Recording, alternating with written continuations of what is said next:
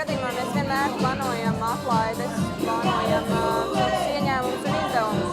Un kuponi un atlaides kā tādas ir forši, ja viņas ir apkopotas vienā vietā un mēs viņas varam izmantot vienā vietā.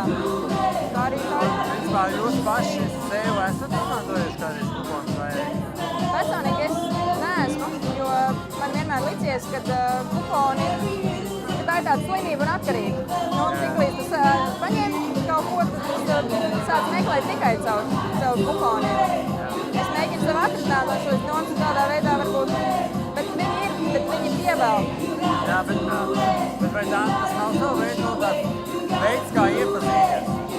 Pircējiem ar pārdevēju, pakalpojumu devējiem ar pakalpojumu ņēmējiem? Nē, pilnīgi noteikti.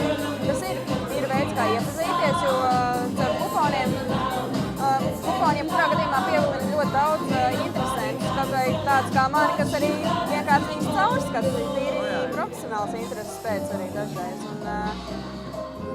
Un es domāju, ka ir ļoti liels daudzums cilvēku, kas tiešām tā arī plāno savus izdevumus.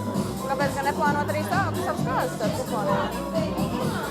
Kur varētu likt šito tēmu nopelnīto naudu? Nu, nevis nopelnīto, bet iet saika nomēt.